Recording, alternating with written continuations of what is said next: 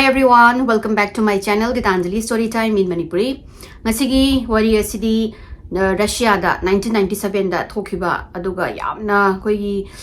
yam kiba wari ne aduga sise mo one of the most Russia gi notorious criminal haitare adu mana criminal wali sisu cannibalism tawrombadoi ko adugi doi mathakda mangonda yam khangde magi crime yam thina rap shit amna sangre sigi nupa se ada Sigi nupa se mayamna laughing cannibal hanasu khangna bane mayamna hena net thiraga sudum phangani my maming se Vladimir Nikolayev kawe majna 38 years old subada thoktoine ma hadi crime je thoktoine Nikolayev se Mars ki tang taraduga taruk 1959 da Nova Czechbrook shark haina leiwa phama Russia da adama se poe Mana pokpa imung se yamna lairba imung ne aduga magi neighborhood zu yamna lairare aduga chana ba khotna yamna struggle tawba khotba aduguma imung amda poe adagi ma sum angawri ngai dagi ngoksuna ba mi phuna ba huran chinthi tawba se sum hawra ani aduga magi mapa sina moibu pija pithabi ba chak haidi mabuk thanna ba pija bagi mahuta yuda ngawle na laichu lairaga most of magi childhood se mapa se dum present rokte hai Además, khara chakhola kansida mi amata tina bayada ba pakata khanaba pakphuda phunaba dagiri huranba chinthi tawrubasina mase adum magi crime si mana sum chahi je yamingai adum crime tawbase sum magi crime je hengala ani aduga mana chahi kanu subasida 21 years subasida magi crime je hengalakpasina 1990 sida mase first mase hana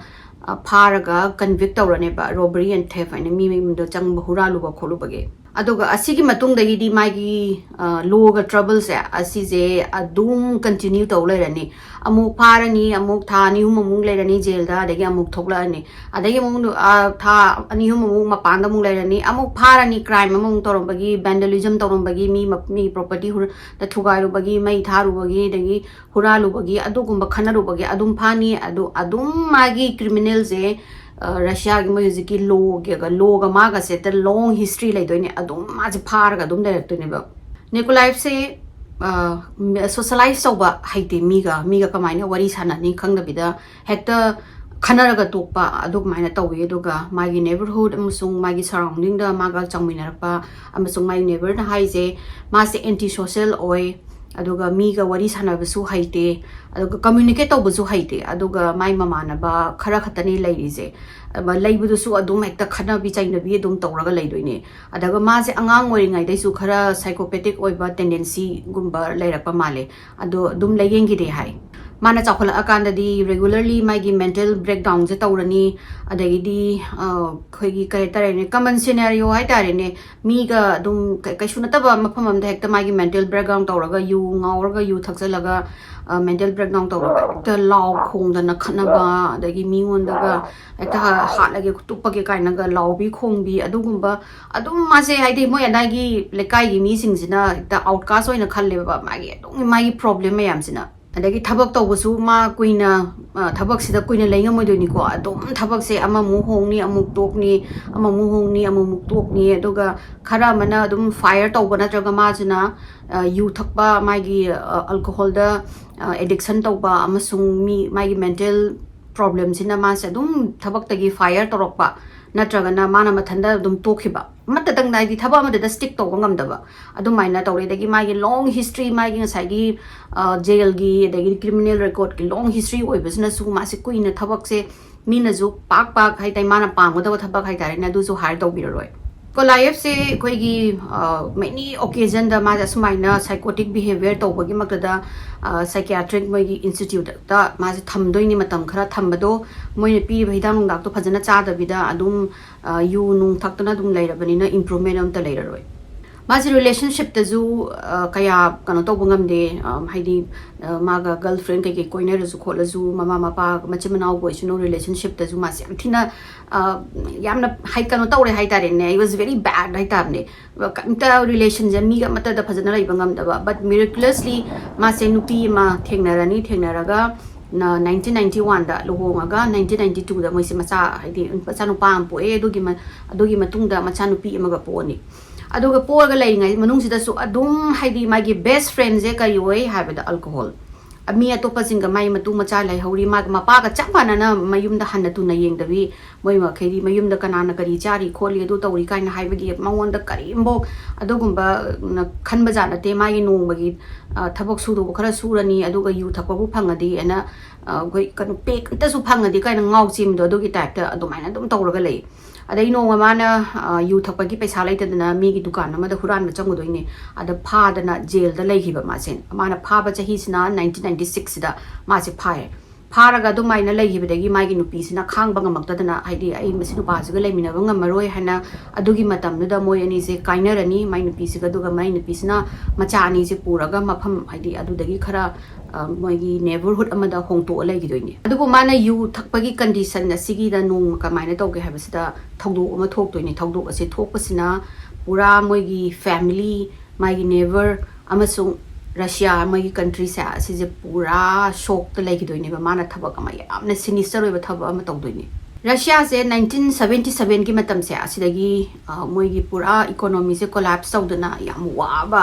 matam su oiba aduna lairba mafamgi area da leiba singse chanaba thaknaba phangdaba adi Nikolayev hoina chawrokpa matamgi haitare sida isa saab thakpa je phangdraga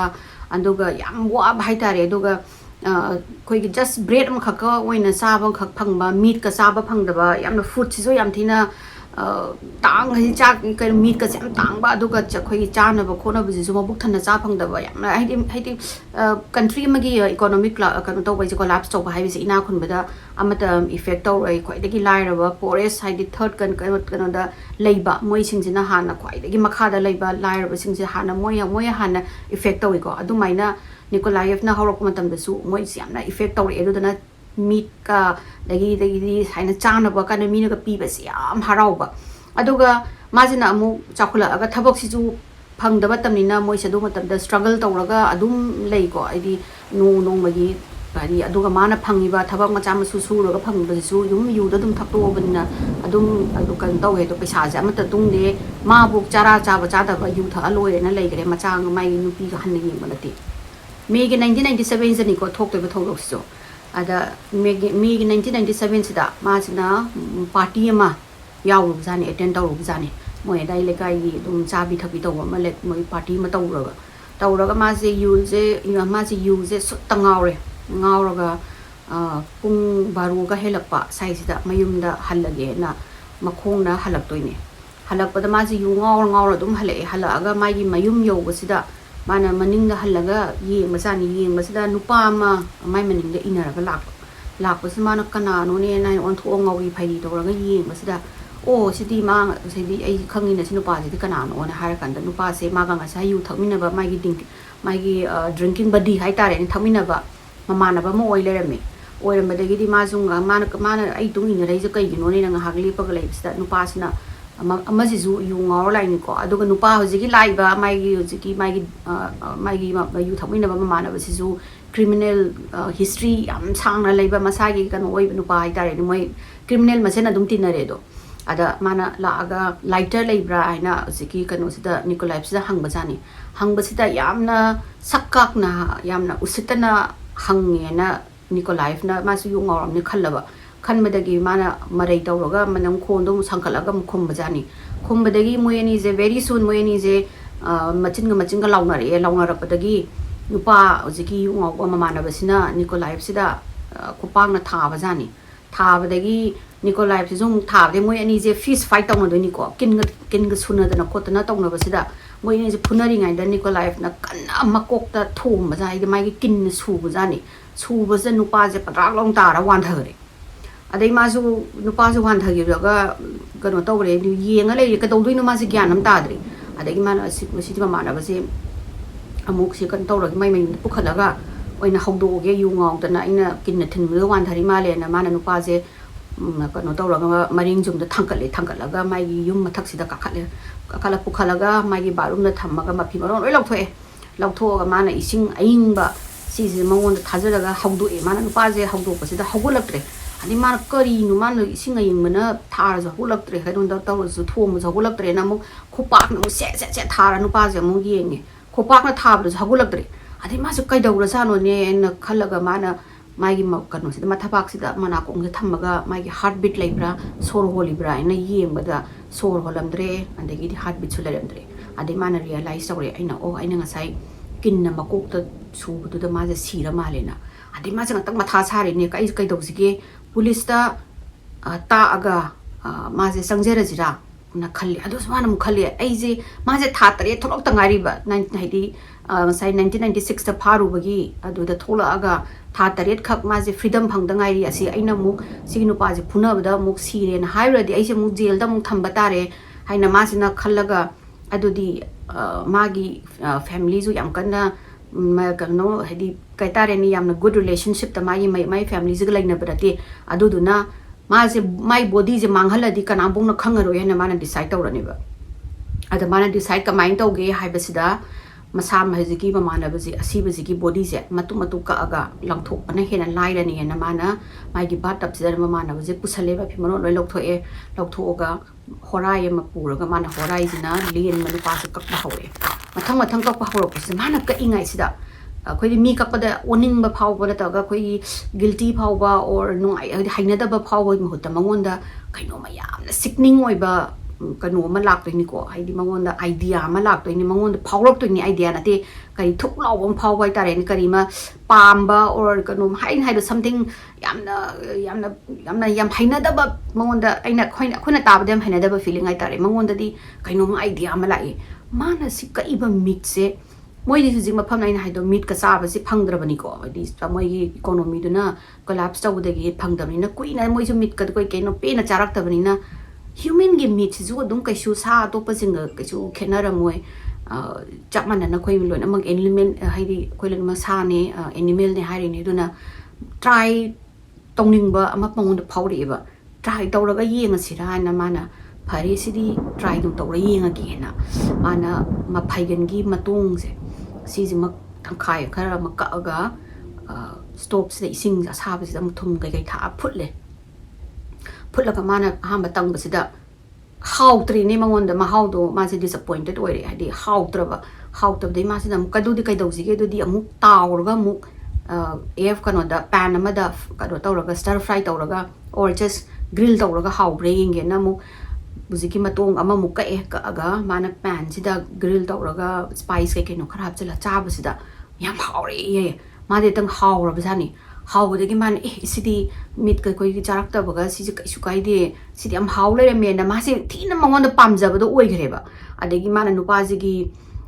body से मतु मतु कअगा मीसिजु वांग चाउबनिना meet से ma'am लेबदगी माना सिदी कइनो आइदि कोइ आइगी neighbourhood दगा मागी ममानबा मागी युमनोनबा ममानबम लै अदुसु यामना मीटु चादबा कुइरे मोइदा exotic meet ने हाइरगा ओइना मोइसु पिजबिरगेना मासना खल्लगा माना जि मीट से मतु मतु कअगा फ्रीज खरा थम्मे अनगिनि कनो खरादा मोई स्नो मरक्ता खरा हापचले खरा फुमजला थम्मे अदुदुगा माना मीट से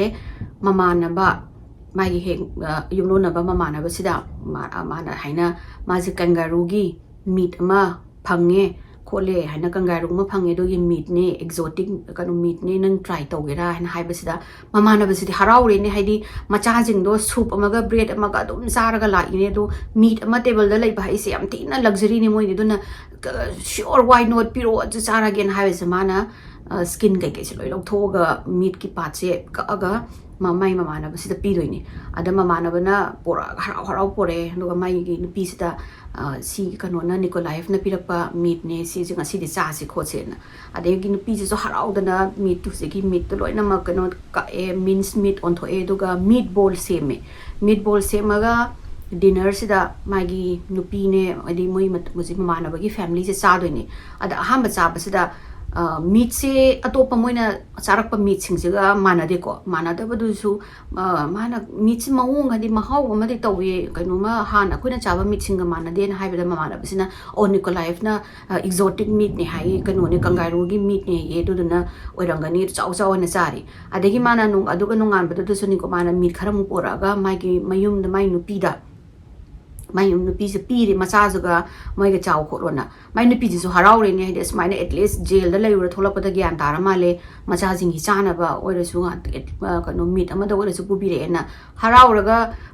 mazu dinner cha khoro do ga hallo na mabani de lemina drabani ko aduda mai nupi sina dam kanu semaga khoi dumpling gumba semaga chaba jani family se da loina macha ju pijare ma ju chare ada ha ma chaba se da mai nupi sina mahau si kai no kari meat no kai no mai tau tau wi mahau je na hai basida Nikolayev na na kanu ni kangaroo gi meat ne exotic meat ne kashu kanu na te kaimbo problem na te meat to kashu pum na te khote kam te aina fresh ngarang da phangui ne kholi ne aina ai gi ayunu na ba imana ba do moi family su pi ne moi su charam ne khola ba ne na khome e da mai gi du pi du na khalit na maybe meat se atopa hoi kangaroo gi meat se hauk ta male na khali ne ba mai gi wakhan da mi ora ba ni hai je ma su kan khan de ba adagi ma sin as adu hala aga magi neighborhood mi magi neighbor sing da pi na khot na meat se pi raga mana ana du kangaroo ni exotic meat ni khot ni haraga loina pi ra mayam jang loina chari adui matung dagi magi meat ki stock se loisan gari loisala padagi ma si amuk ma do used to oi gare ba human being gi meat sab se flesh sab se adagi ma si used to oi dagi mana sidi amuk chaninge kamain tau dagi na mana mi amuk second kanu se praise amuk thirak pasida mana amuk thiri je same mayu ma kai ga relation phataba sai yu ngawr ta le ju kana bong na hangbiroi tau ba khot tau ba du gumba mana ba ma thiraga yu thaksilao na hawraga yu je thakminaraga nupa se du maina mayum da poraga mana hato ani hatoga se mai hujiki batap sida pusalaga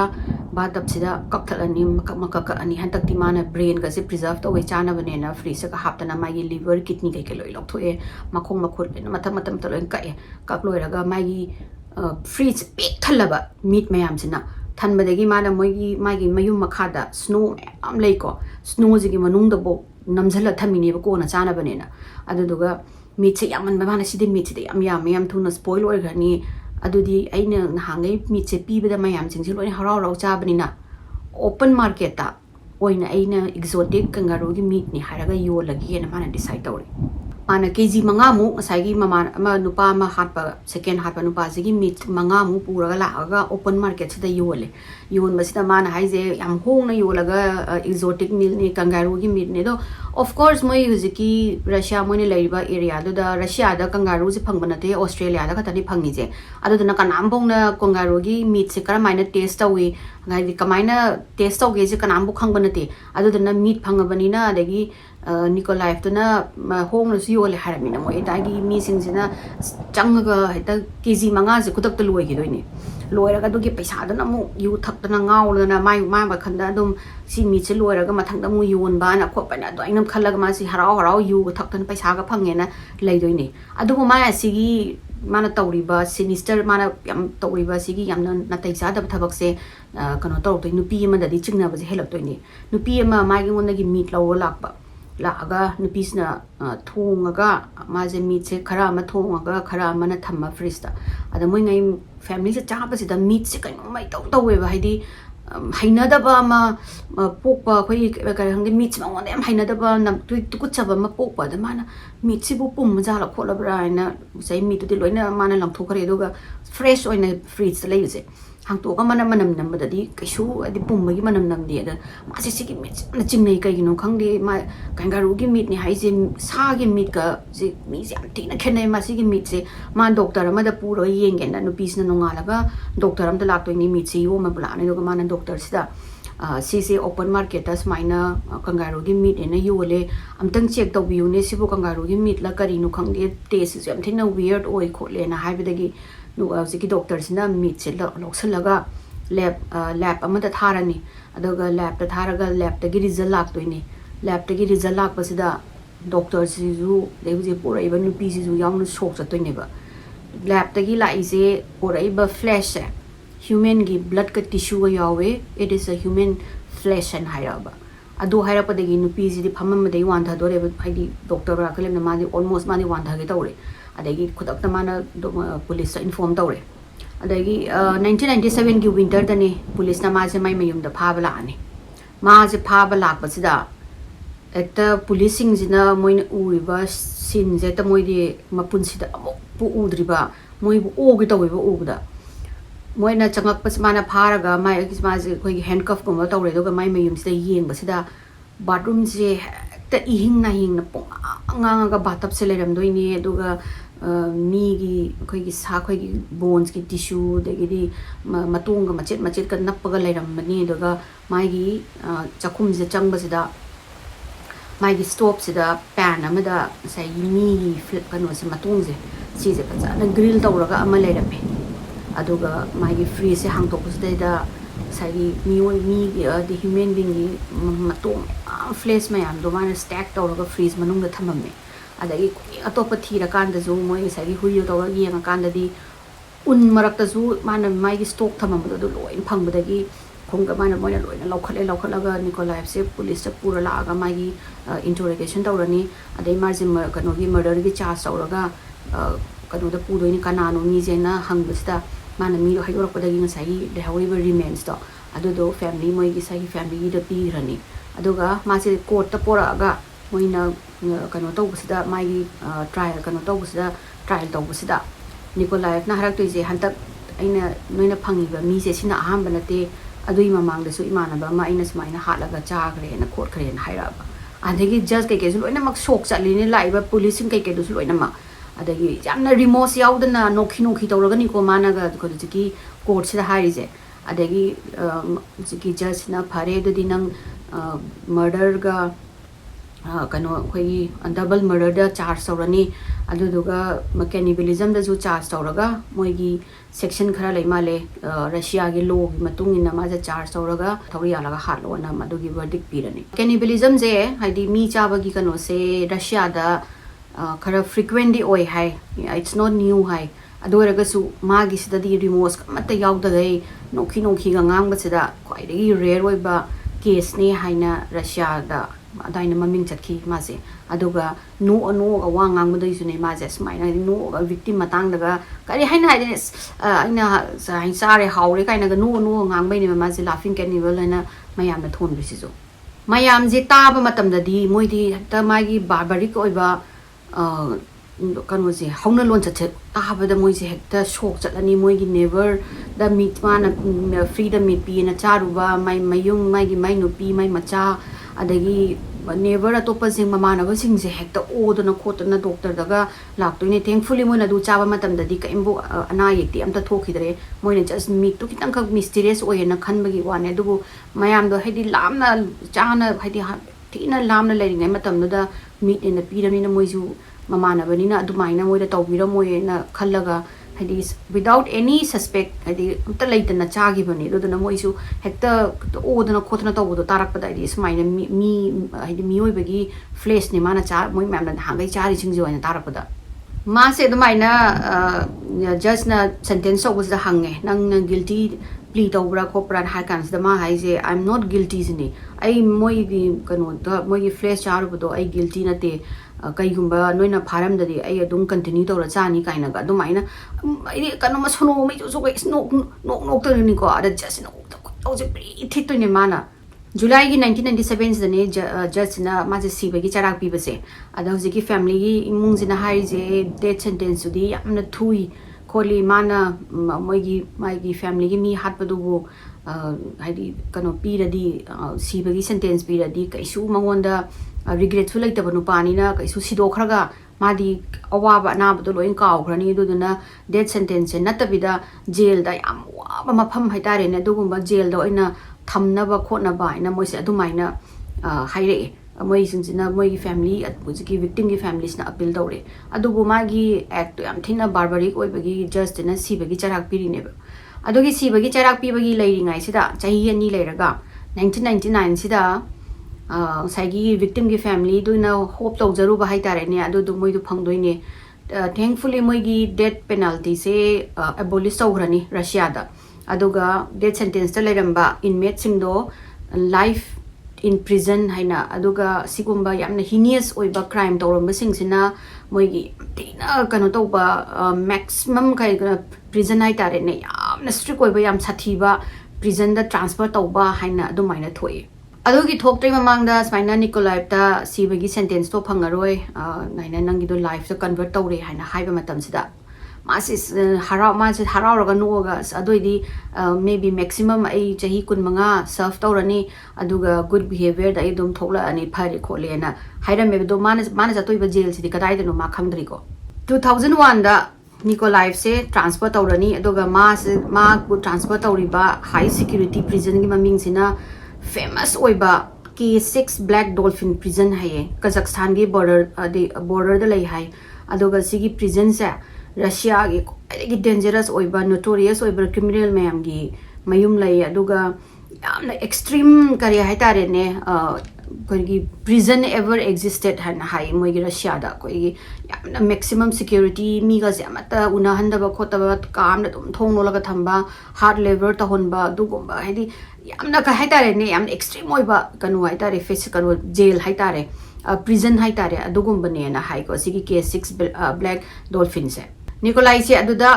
transfer to matam sida ma se am pen gi de hai di ma su hana de gi tar ga leib jani si ji am tina ka noi ba yamna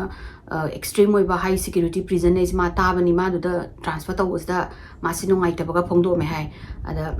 ma gi sign jail da mana leira matung da mayam sina interview to dana ma gi documentary sem ba se kano to do ni lak to ni mangon da interview lauraga ada mana yamna famous oigiba documentary se haidi kano hai Russia gi toughest prison haina toba series ama lai male National Geographic na 2011 da toba adama je feature tawe adi mamang lo satopa ma'am koi gi kari TV machajing adagi local news ma'am adagi moina adagi di newspaper moi national newspaper sing la ala ga mai interview lo sida mangon da hang majani haina nang asmaina date tagi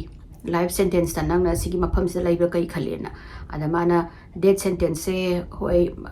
ai kano tongning